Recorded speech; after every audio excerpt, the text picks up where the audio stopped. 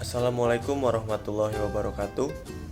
Di sini kami dari kelompok 10 ingin menjelaskan materi tentang jenis tulisan dari mata kuliah Bahasa Indonesia materi pertemuan ketiga. Oke, di sini nama saya Ananda Dwi Pratama. Dengan teman kelompok saya ada Alia Nur Asifa, Ana Febrina Putri, Apsari Ayu Chandra Ningtyas, dan Fatan Amri Rizkaldi. Pertama saya akan menjelaskan jenis-jenis tulisan. Sebelum mengarang, apalagi karangan ilmiah, seseorang harus paham terlebih dahulu mengenai apa itu karangan dan jenis-jenisnya. Dengan begitu, seorang penulis dapat menentukan jenis karangan yang akan dibuat dan memudahkan yang bersangkutan menyusun kerangkanya sehingga tujuan ia menulis dapat tercapai. Pada dasarnya, mengarang adalah pekerjaan merangkai kata, kalimat, dan alinea untuk menjabarkan atau menguas topik tertentu guna memperoleh hasil akhir berupa karangan. Karangan sendiri terdiri dari 3 jenis karangan. Yang pertama ada non-ilmiah, semi-ilmiah, dan yang terakhir ada ilmiah. Karangan pertama non-ilmiah memiliki ciri-ciri tidak terikat oleh aturan bahasa yang baku. Kedua, struktur tidak baku walaupun tetap sistematis. Ketiga, non-faktual atau rekaan. 4, subjektif. 5, biasanya berbentuk narasi, deskripsi, dan campuran. Contoh, ada cerita pendek, anekdot, dan puisi. Kedua, ada semi-ilmiah. Semi-ilmiah sendiri memiliki ciri-ciri menghindari istilah-istilah teknis dan menggantinya dengan istilah umum. Kedua, struktur tidak baku walaupun tetap sistematis. Ketiga, pengamatannya bersifat faktual. 4, bersifat campuran objektif dan subjektif. 5, biasanya berbentuk eksposisi, persuasi, deskripsi, dan campuran. Contoh dari semi-ilmiah sendiri ada berita, opini, dan artikel. Yang ketiga, ada karya tulis ilmiah. Karya tulis ilmiah memiliki ciri 1, sumber bersifat faktual. Yang kedua, bersifat objektif. Ketiga, menggunakan kaidah bahasa yang baku. 4, terikat oleh aturan yang lazim dan digunakan dalam ranah penulisan ilmiah bidang-bidang ilmu. Yang kelima, struktur bersifat baku. Keenam, terdiri dari argumentasi dan campuran. Contoh dari ilmiah sendiri ada makalah, skripsi, tesis, dan disertasi. Slide selanjutnya akan dibacakan oleh teman saya. Baik, saya Ana Febrina Putri. Di sini saya akan menjelaskan materi selanjutnya tentang eksposisi. Menurut Keraf pada tahun 1977, karangan eksposisi merupakan wacana yang bertujuan memberikan penjelasan, informasi, keterangan, dan pemahaman kepada pembaca atau pendengar tentang suatu hal. Tulisan jenis ini biasanya menguraikan sebuah proses atau suatu hal yang belum diketahui oleh pembaca atau proses kerja suatu benda. Nah, jenis karangan ini dapat kita temukan dalam kehidupan sehari-hari di media massa. Contohnya seperti berita politik, berita kriminal, atau lainnya. Karena sifatnya yang memaparkan, karangan eksposisi dapat juga disebut sebagai paparan. Teks di bawah ini merupakan contoh eksposisi di media massa. Yang pertama itu ada kilau batu berharga, yang kedua ada aquamarine. Untuk argumentasi itu sendiri adalah tulisan yang bertujuan untuk meyakinkan atau mengubah pendapat pembaca atas suatu pendapat, ideologi, doktrin, sikap, atau tingkah laku tertentu.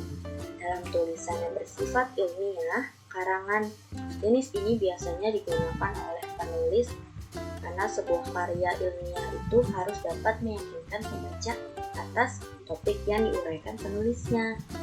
Di bawah ini adalah contoh karangan argumentasi yang berjudul Terkini.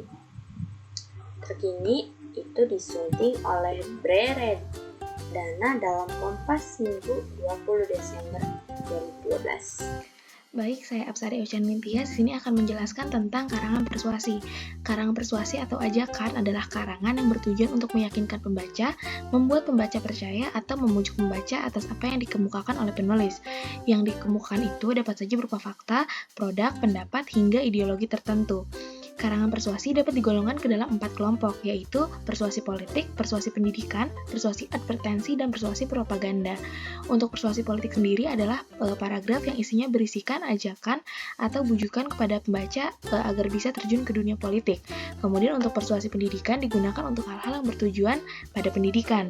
Misalnya digunakan untuk mengajak masyarakat mengikuti wajib belajar.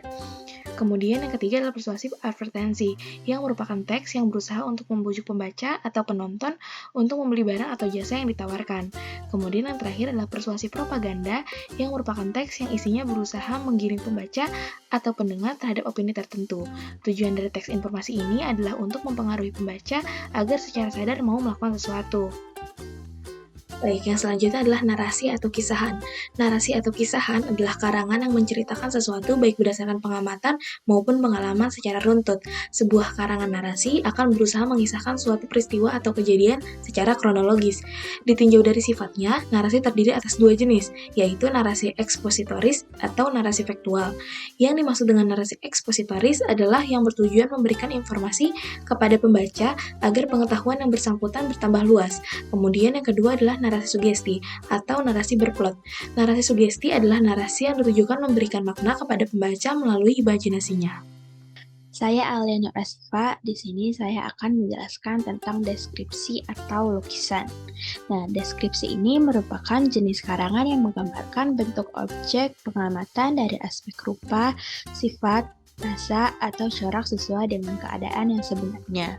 Selain menggambarkan perasaan bahagia, takut, sepi, sedih, atau gembira. Nah, tujuan karangan ini adalah membantu pembaca membayangkan apa yang digambarkan. Nah, agar sampai pada tujuan tadi, seorang penulis harus mengambil sikap tertentu terhadap objek yang akan dilukiskannya. Ada 2 pendekatan yang bisa diambil oleh penulis dalam mendeskripsikan sesuatu, yaitu pendekatan realistis dan pendekatan impresionistis. Nah, untuk pendekatan realistis adalah pendekatan yang penulisnya itu seolah bertindak sebagai tukang potret yang memotret sebuah objek melalui kameranya. Dengan kata lain, penulis harus bersifat objektif, tidak dibuat-buat atau apa adanya. Nah, untuk pendekatan impresionistis adalah pendekatan yang bertujuan menimbulkan kesan dalam diri pembaca sesuai dengan impresi penulis karena pelukisan bertolak dari sudut pandang penulis yang bersifat subjektif. A. Ringkasan. Menyajikan kembali sebuah tulisan yang panjang ke dalam bentuk yang pendek dengan tidak menghilangkan urutan pikiran atau cara pandang penulis asli. Bersifat netral dengan tidak memasukkan opininya dan harus mewakili gaya asli penulisnya. Ciri ringkasan ialah harus. A. Penulis harus mempertahankan urutan pikiran dan cara pandang penulis asli. B. Penulis bersifat netral, tidak memasukkan pikiran, ide, maupun opini ke dalam ringkasan. C. Ringkasan yang dibuat haruslah mewakili gaya penulis asli, bukan gaya pembuat ringkasan. B. Abstrak. Karangan ringkas berupa rangkuman yang digunakan dalam penulisan ilmiah dan terikat dengan aturan penulisan. Penggunaan abstrak ditentukan sesuai keperluan abstrak yang digunakan untuk keperluan jurnal, maka panjangnya antara 75 sampai 100 kata. Sedangkan untuk skripsi 200 sampai 250 kata. Dalam sebuah abstrak, setidaknya ada hal-hal berikut. A. Latar belakang atau alasan atas topik yang dipilih. B. Tujuan penelitian yang dilakukan oleh penulis. C. Metode atau bahan yang digunakan dalam penelitian. D. Keluaran atau kesimpulan atas penelitian. C. Sintesis. Merangkum intisari bacaan yang berasal dari beberapa sumber, sehingga harus memperhatikan data publikasi dan sumber yang digunakan. Adapun sejumlah syarat yang harus diperhatikan dalam membuat tesis, di antaranya A. Penulisan harus bersikap objektif dan kritis atau teks yang digunakannya. B. Bersikap kritis atas sumber yang dibacanya. C. Sudut pandang penulis harus tajam. D. Penulis harus dapat mencari kaitan antara satu sumber dengan sumber lain. E. Penulis harus menekan pada bagian sumber yang diperlukannya. Sekian presentasi dari kami. Assalamualaikum warahmatullahi wabarakatuh.